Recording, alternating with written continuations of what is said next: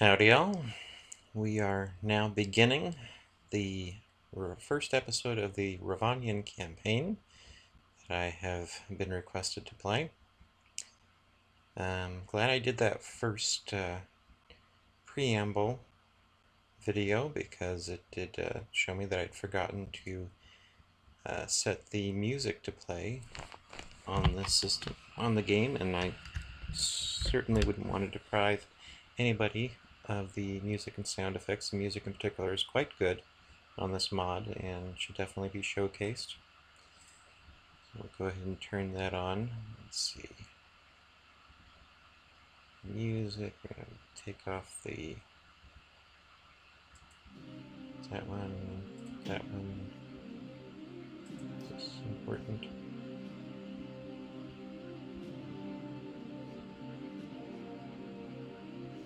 I don't know if any of those settings are more important than another one. I don't generally listen to the sounds or music on any game that I play.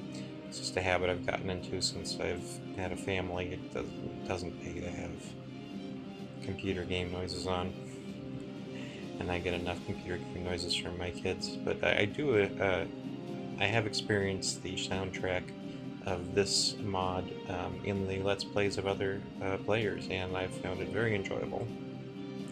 So we're going to, if anybody has suggestions on levels here for these and the games they play that they find is more enjoyable, let me know about it, and I'll make sure that I can do that. And also, if anybody knows what these things, if there's any difference between any of these and which one I should use, let me know, and I'll change it accordingly.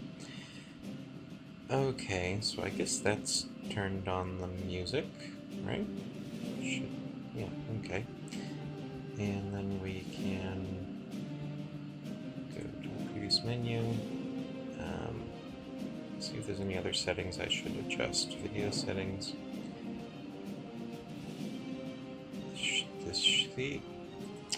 This is annoying. The battle map resolution should be 16-bit. I changed it to 16-bit, and for whatever reason it likes to just keep changing itself back to 32-bit. This is significant because there is a problem with this mod where many people's systems cannot handle the trolls in particular. I don't know why that would be. Them in particular, they are technically elephants.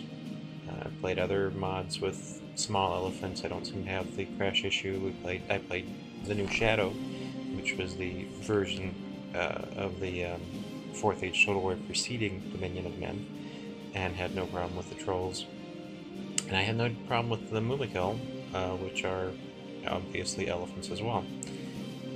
But trolls, doesn't matter if they're hill trolls or not, would cause the game to crash. But we found a solution recently, was presented on the forums, that changing the battle map resolution to 16-bit rather than 32 does the trick of preventing these troll crashes for some people. It did in my case, and so I changed it, but I've noticed that it changes itself back, and sometimes you just have to, like, if you're going to go in a control battle, you got to go and check and make sure that the setting is as it should be, and if it's not, change it and then go back into the troll battle.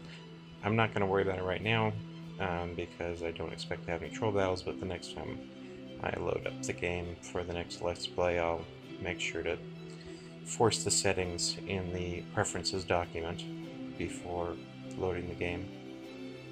Okay, well, this looks normal. One of the consequences of it being 16-bit for the battle maps is that you gotta have it in the 800 by 600 resolution.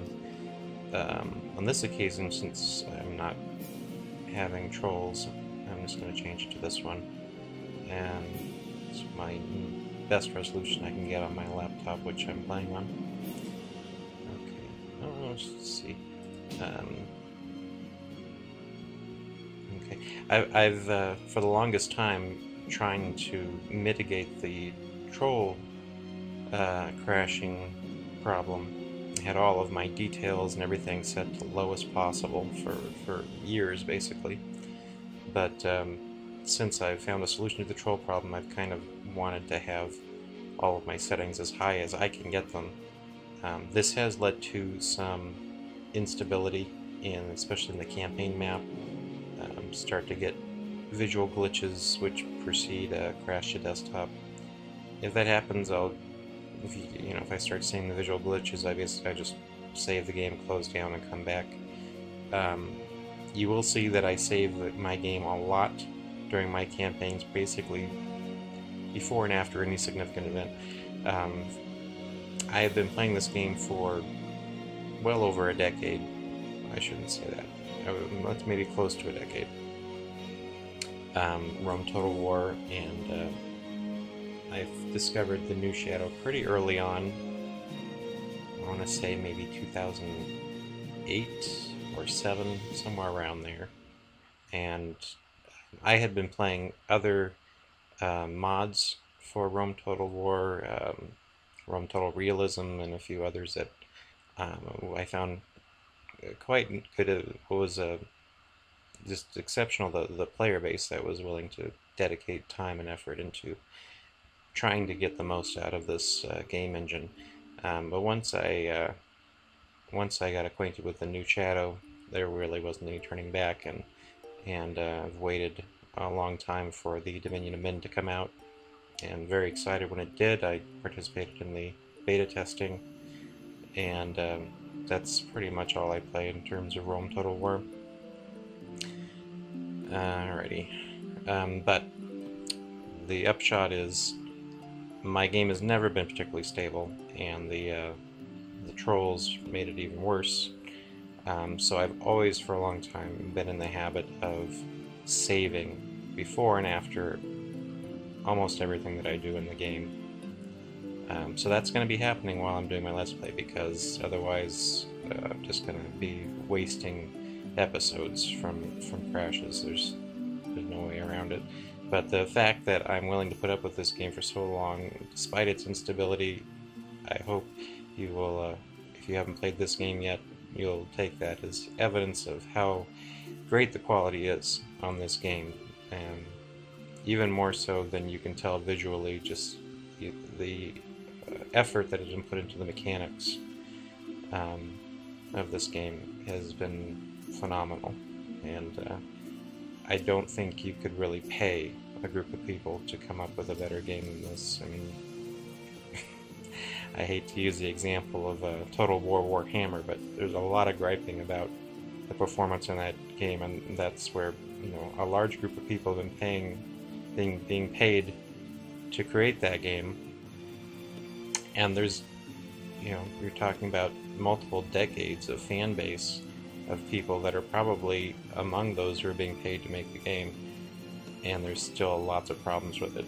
So this game, this mod for this Total War game is extremely refined for a pro bono project, and I hope anybody out there who's interested in Total War at all will give this a shot, even if you're not interested in Tolkien in particular. You'll appreciate the refinement in this mod. Alrighty, let's start the single-player game. We're going to choose Manish. Rhovanion is a Manish faction. You can see there's lots of factions in this particular mod. Those of you familiar with Tolkien will recognize the map. This is pretty much all we know of Middle-earth from Tolkien. And let's see, where's Rhovanion? This one right here. I'll let you see all of the text for Rhovanion. I may as well go ahead and read it. I'm going to have to take a swig of water before I do that. Okay. Difficulty factor on Rhovanion is laughing at live dragons. That is the highest difficulty factor for a faction in this mod. And just looking at the map here, I can tell you why. Of all the factions, this is probably the most difficult one. There are some factions competing for that slot. We've got North Rune up here, and we've got Far Herod down here. North Rune has an issue of having a pretty small roster and a pretty poor economy. Far Herod down here, their roster isn't that quite as small, I don't think. But their economy isn't too bad, and they have access to some richer lands that they can claim pretty quickly, which North Rune is not quite in that position unless they can take Rhovanion, which is right here. But both North Rune and Far Herod both benefit from the fact that they have a border of the map that they can not expect any attacks from. This part of their empire is secure. Rhovanion does not have that benefit. We have no secure borders in any direction. We're completely open. We've only got 3 provinces to begin with. So those, if just one of those is taken, that's a third of our production capacity and wealth, etc. So basically, we can't afford to lose anything. We just have to expand and try to get ourselves some secure borders as quickly as possible. I'll go ahead and read this. The Kingdom of Rhovanion rules wide lands and scattered settlements between the eastern eaves of Greenwood, the river Selduin, and the Arid Ruin. This is the Arid Ruin, I believe that runs down here. A land of plains and tangled copses, Rhovanion offers little in the way of natural barriers, making it a target for raiders and conquerors. The folk who call this land home are hardy and independent, and wary of outsiders. Many are skilled riders, and their warriors often prefer fighting in rugged terrain rather than the open field. We got his open fields here, man. Okay. The people of the Kingdom of Rhovanion are proud Northmen who follow the ways of the West, and though if exposed to enough Easterling influence, they may turn to the ways of darkness. And in this mod, Ways of Darkness simply means not Ways of the West. Sort of like the difference between Christian and non-Christian in the real world, you know.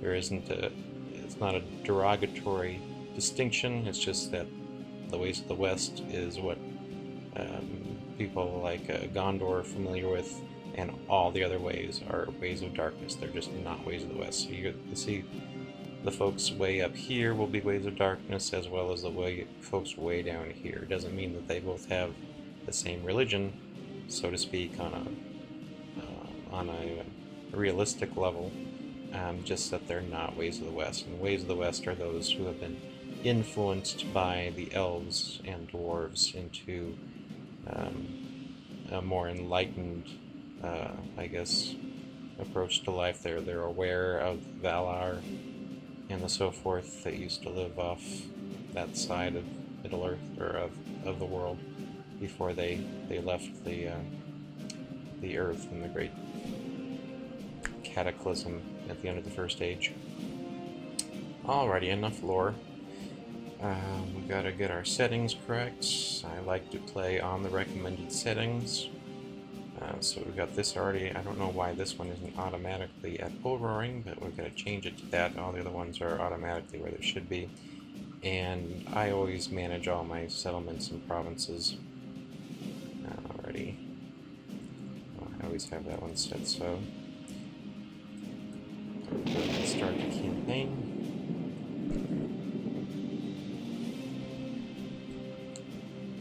He that flies counts every foeman twice. Scout of Rohan. Alrighty. Here we go. Is this the same junk? This is some new text, so I'll go ahead and read you this one. The open lands of eastern Rhovanion, also called Wilderland, have ever been a tempting route for the invasions of eastern wildfolk. Once the home of the ancestors of the Rohirrim, and home to one of Gondor's queens, Rhovanion suffered great loss in the Third Age from the Wainriders and other enemies from the east. Only in the relative peace of the early Fourth Age were the people here able to prosper again, joined by settlers from farther west. But war from the east came once more, and Rhovanion was again subdued under an Easterling overlord, rising up and expelling their taskmasters after the latter had been weakened in battle with Rohan and the United Kingdom. The people declared their own sovereignty, and the Kingdom of Rhovanion was born. Claiming a king of its own for the first time in thousands of years, Rhovanion must guard its newfound freedom with care. The Easterlings of Rhûn have retreated, but they have not been vanquished, and recent years have also seen the Kingdom of Dale grow in power. Though it has been long since Northmen fought Northmen, this new age brings with it much uncertainty. The King of Rhovanion must be ready to adapt if his people are to survive. We'll resume the campaign.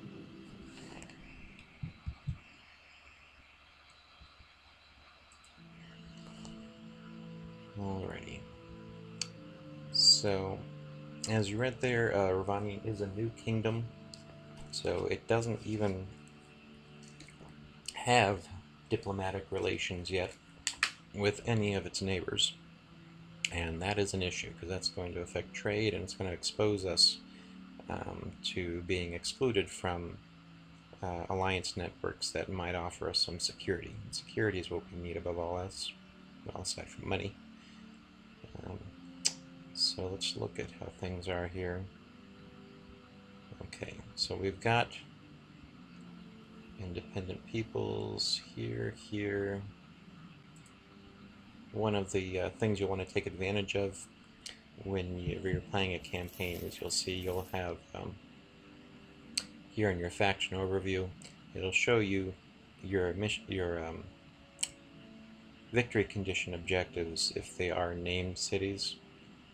They'll have these little daggers in them, named settlements. So any of those settlements that have those daggers in them are going to be revealed on your map. So even if, like, I have a victory condition way down here, it would be revealed on the map, and I could go down to the map and look at the settlement, and I would actually be able to get some valuable information. Like, here's one that's outside of my normal view, but it is revealed to me, and I can actually right-click around it, and I can see that it is not owned by any of the major factions. It is an independent people's province currently. Here it says independent people, and they are neutral to me. That is another significant factor. Not all of the factions start out at war with the independent peoples, and as a result of that, as you'll see here, I am able to trade with the independent peoples. This settlement down here, which one is it? Come on, no. Here we go. It's Brag Estalad, and that is one of my trade partners. I'm getting a little under 100 Mirian per turn from them. Now, you can't set up, you can't create a trade agreement with the independent peoples. So this is not the full potential of the trade I could have with that settlement. Once you set up a trade agreement with a faction, whatever trade you had with them previously without the trade agreement will shoot up. I don't remember the exact percentage. It's probably something like 100% or 200%, somewhere around there.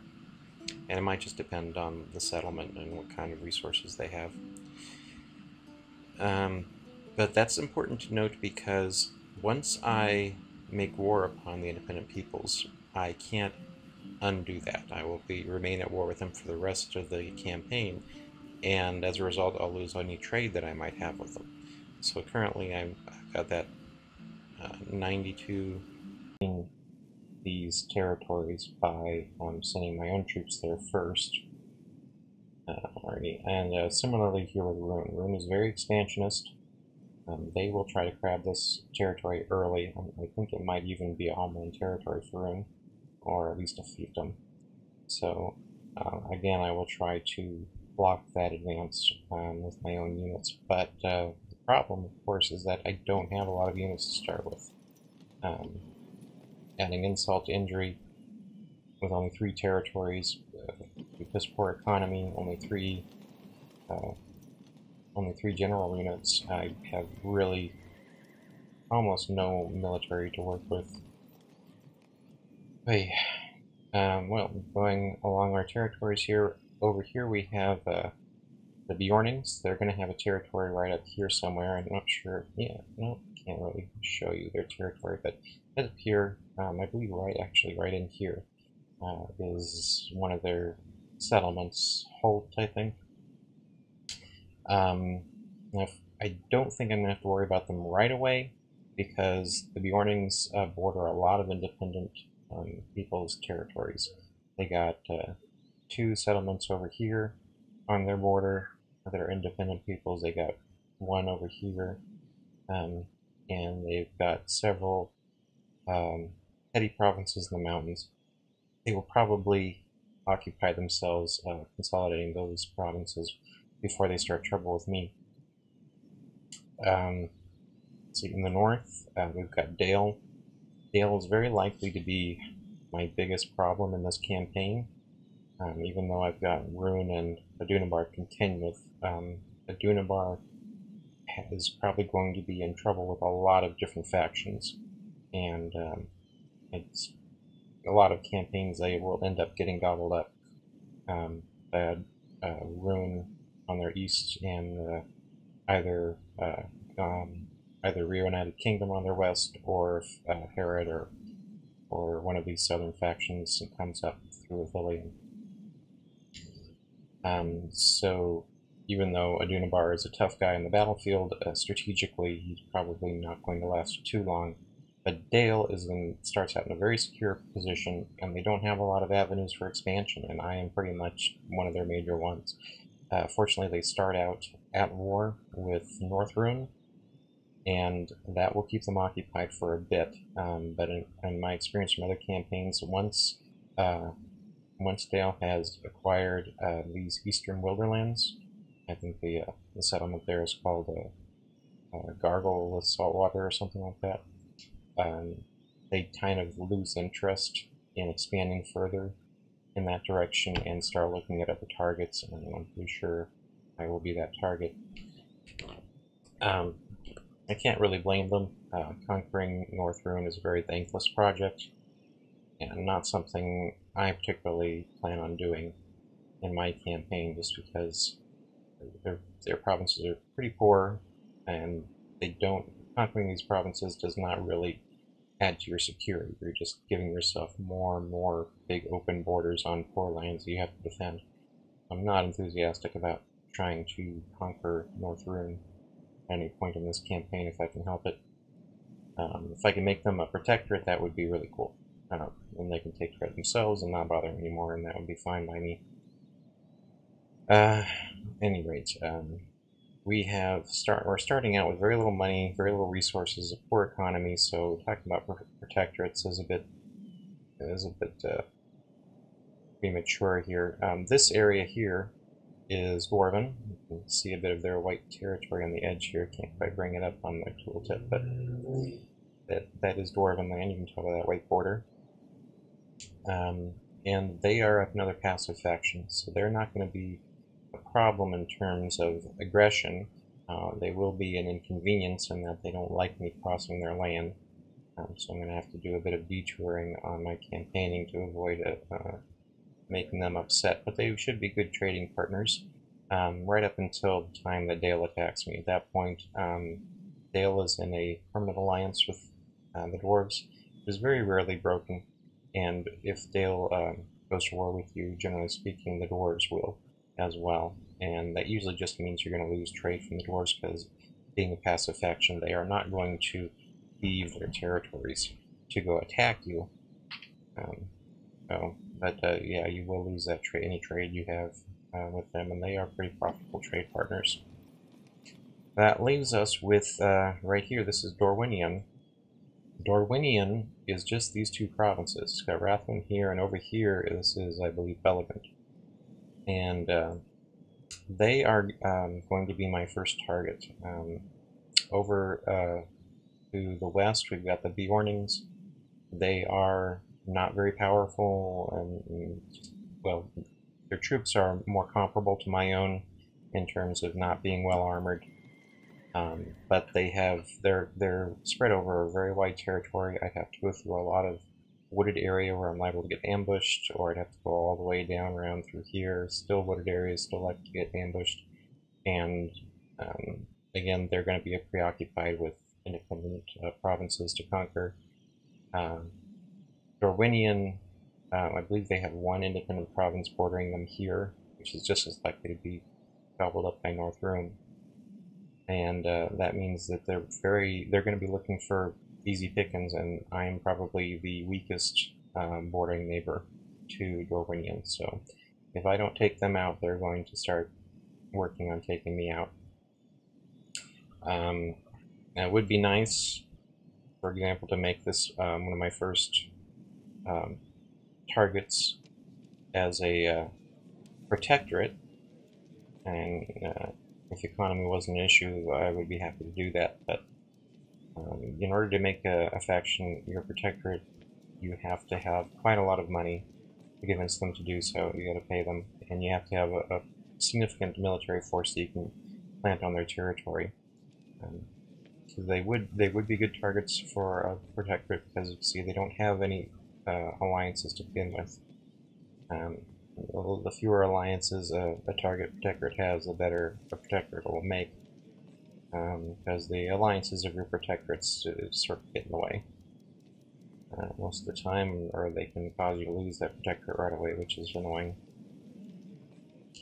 So I'm actually don't usually do this in campaigns, but considering how weak my position is Rhovanion, I have to do some more extreme things. I'm going to be aiming towards eliminating Rhovanion right out the gate.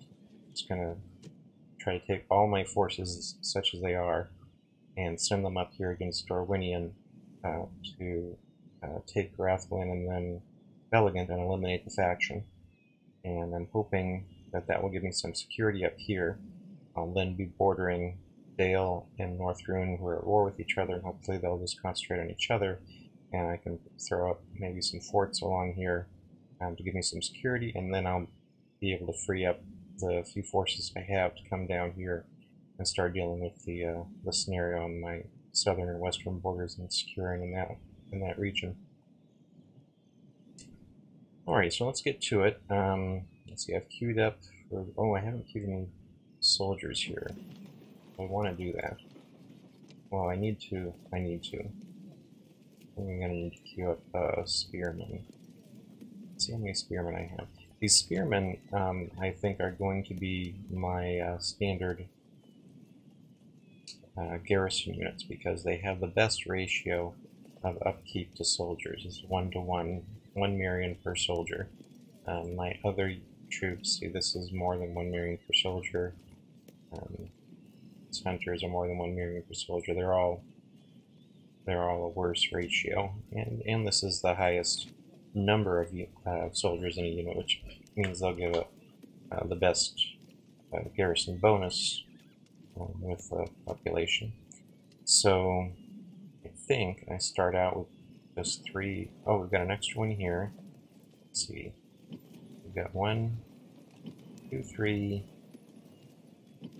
4. And we've got 3 provinces here. That only leaves 1 extra, and then we're going to need another one for Belligant. So we're going to be capturing these 2 settlements.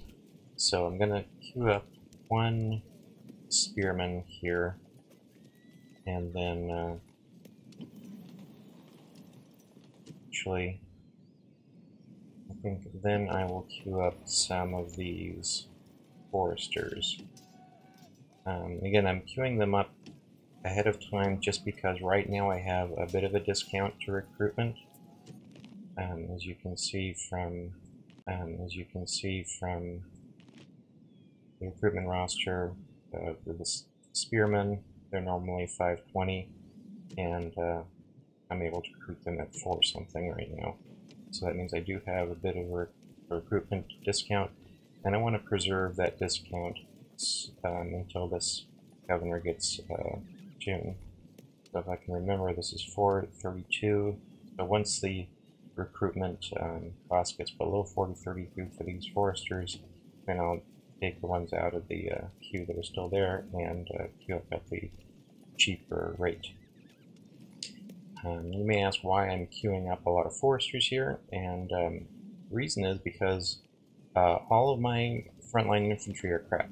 You can see 19, that's only rank 4. That's another thing to note about this faction. Most factions in the game will have at least one territory, one province where you've got your cultural building at the top rank. This is not one of those factions. This is the best the most developed cultural building I have. Lord's Feast, only a +2 modifier. Top ranking should give me +3. You can see on the build chart here. So what this means is that a +3 for that one. It's not built yet, King's Feasts. What that means is that I cannot retrain my units to a rank 6. They would only retrain to rank 5. See, they all start out at rank 6. So this is a pretty severe handicap. Let's see here. Building the King's Feasts, $15,000 project. So I'm not, it's going to take a while before I'll have the kind of income where I can just start building things like that. So what that means for me is I need to be careful with my troops and not try to be losing any of them, if at all possible. This province only don't have any troop options, and I'm not going to be investing in getting troop options there right away, just because it costs money. And at any rate, I need emissaries. I see a lot of people playing without emissaries. This is a mistake. I'm going to try to emphasize in this campaign my use of the diplomacy engine. I believe I figured out roughly how it was intended to be used, and it is a huge game changer if you use it properly. So my first thing here is just to recruit emissaries. This is going to be my emissary recruitment location. There are a total of, I believe, 17 AI factions aside from the independent peoples that don't really have diplomacy options. So minus, I should just count them.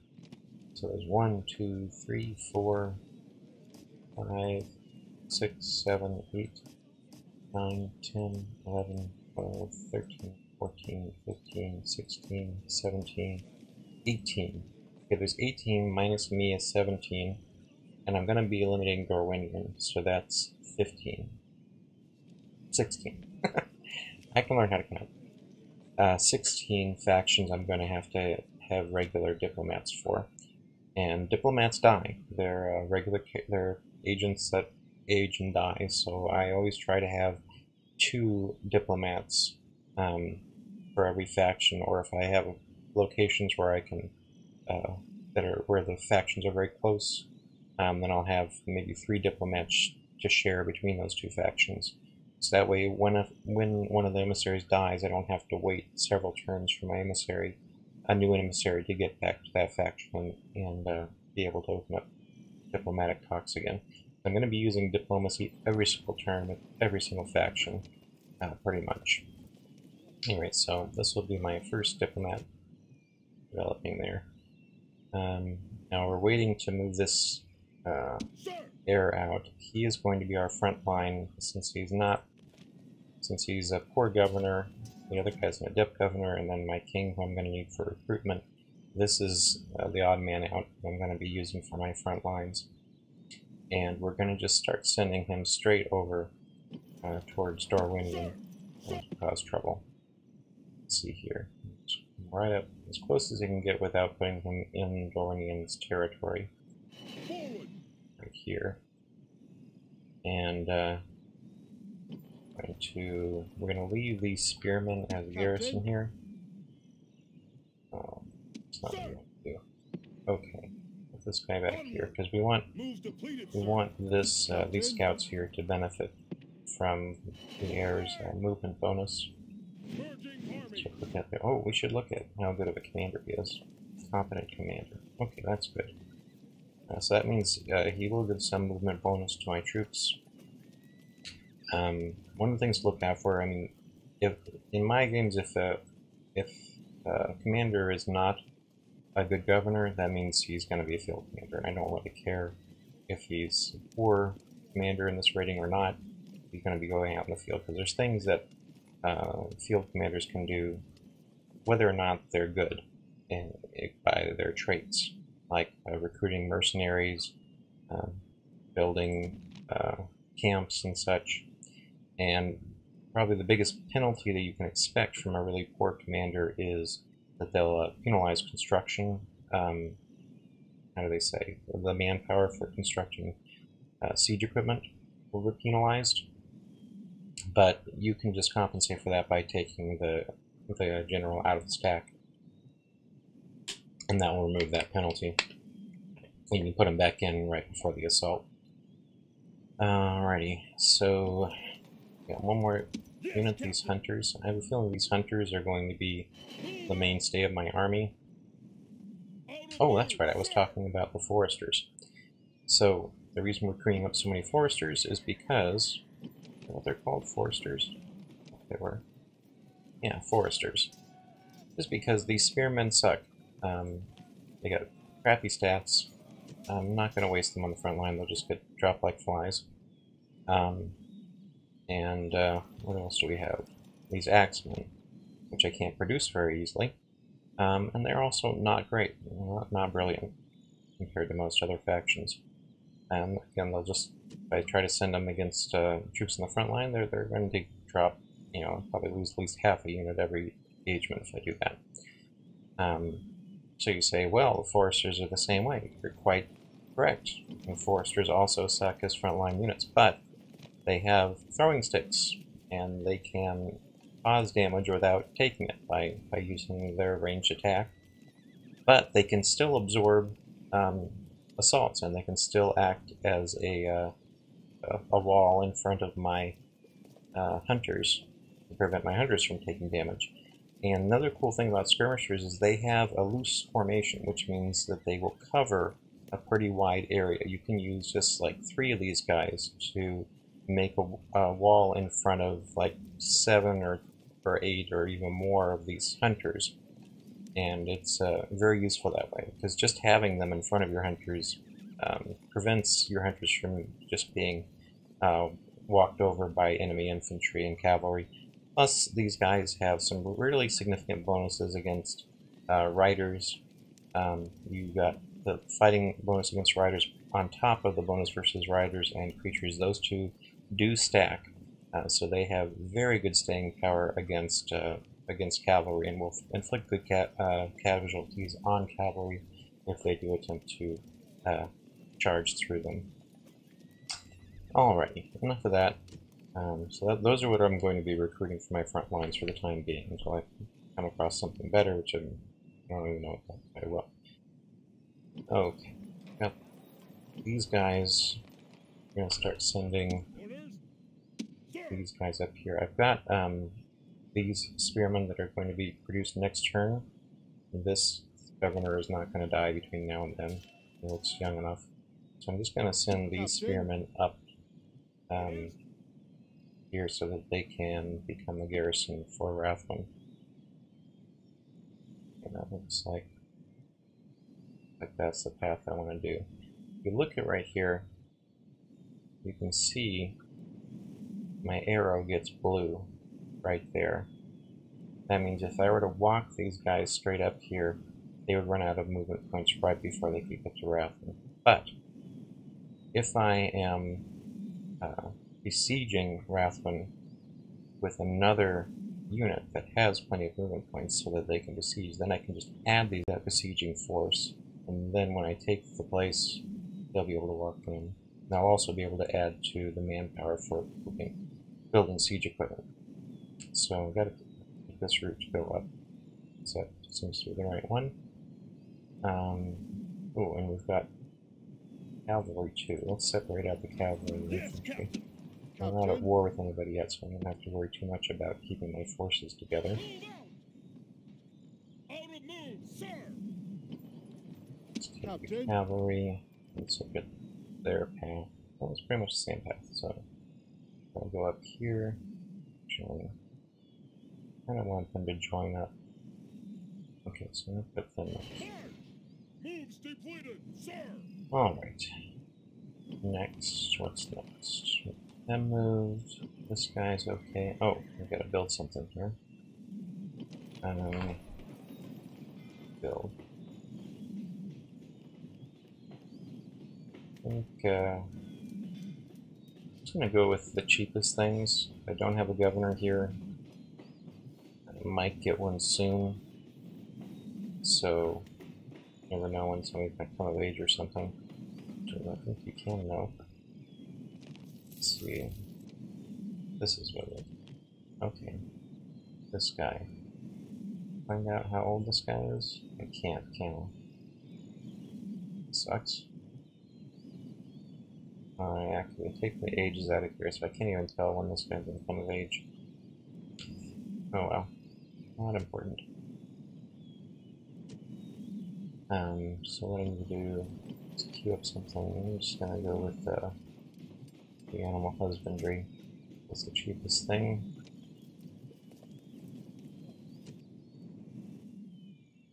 I like to always be building as long as I can build something, unless I have a decent reason not to.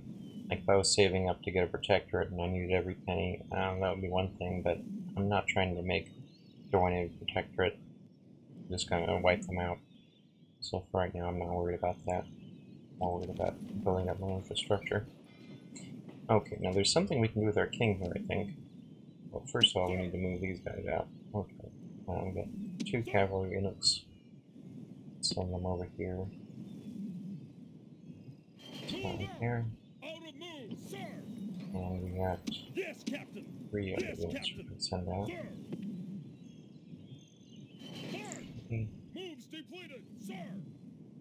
Alright. I think, yeah, our king has lots of movement, so I think what I can do is get right into the Brownlands here, right at the edge, and see if they have any units. The Brownlands here is where one of the better mercenaries in this area is. I recruit a lot of them in my Dwarven campaign. Stop ahead of time just to make sure I have enough movement. Okay, let's go plenty. Step. It can be tricky because it might look like you have plenty to move back with, but you don't. I think I'm good. Onward. Oh wow. Just gonna have enough. That was close, okay. But now I'm in the Brownlands. Let's see what we got here. Ah, these are the guys. These Ranger mercenaries. These guys these guys are going to be a better frontline unit than I can actually produce. They don't look awesome from their stats defensively. They actually hold up really well, even on the front lines. I used them on the front lines of my Dwarven armies, and they were exceptional. Right, so I'm going to put them going towards front lines, and I'll move this king back in here. Captain, march! Move depleted, sir. Sure, you've got very high. Okay, that's the way it should be. Alrighty. Oh, we've got a spy. What are we gonna do with the spy? Yes, master. Can we even build spies? This is another thing. I don't think we can even build spies. Yeah. Look at that. I should say scouts. Of course, they're called scouts in this game. Yeah. I can't recruit scouts, so this is gonna be my only scout. Do I have any others? Nope. Yes, master. This is my only scout. So I need to. I'm not sending him on a 75% mission, because that means there's a 1/4% chance he's gonna die, and I won't have a scout until Lord knows when I can produce another scout. So what I'm gonna do instead is just use him out in the open to try and ascertain enemy positions and such, so I don't get ambushed. Send him close to this. Just looking here at what they've got. Rhovanion halberders. Oh, damn. 40. It's like twice the defense of my best infantry. And armor piercing. Okay. These are the same as my units. Rhovanion watch. Armor piercing again. Yeah. Bowman. Ooh, I think my range is better than that. Captain. Yep, I can outrange them. That's nice. Look at that defense. That's as good as my frontline units. Some melee attackers. These like fighting Dunedain units. Okay. What kind of guys are these? Okay, heavy cavalry. Well, my cavalry units have good anti-cavalry stats, so I think if I can get this guy isolated, there's no other supporting cavalry. Or if I can just take him out with ranged attack. Because this is another issue. You know, I want to use my archers to take out these characters as much as possible, but I don't actually have a lot of them. Yes, Captain. A unit like this guy could take out all of my, or at least more than half of my ammunition just to take him out if that's what I wanted to do it. Okay, well. Sir. Oh, forgot to look at. Okay, we've got another archers here. More riders. Good. I'm gonna definitely need huge numbers of riders to spam at the enemy. When you got weak cavalry like this, the key is to just have like 100 cavalry pounce on 10 guys and just break them immediately. Because otherwise, if you try to pair up, you know, cavalry unit per unit with the cavalry, you're just gonna have your cavalry chewed up. You gotta take all your cavalry and just pounce on one unit at a time and destroy them that way. At any rate, I think.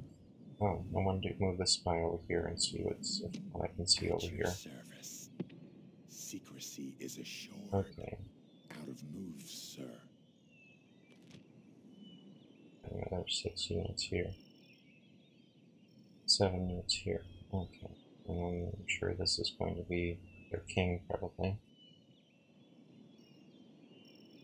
I think this means there aren't any other generals here, because they would be in the second spot. This general's first. Okay, so we're dealing with just 2 generals on the opposite side, which is good news. And I think I've just moved all of my units this turn, and I've blabbed and blabbed. I'm going to go ahead and save. I always save whenever anything significant's about to happen, and the end of a turn for me is significant, because this is one of the places where I get my crashes. So, saving here, in turn.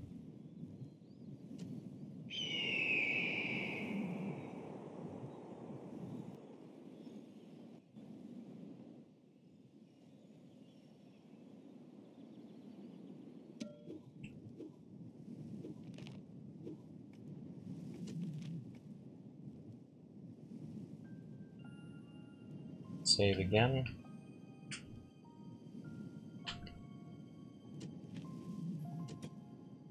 And this is good.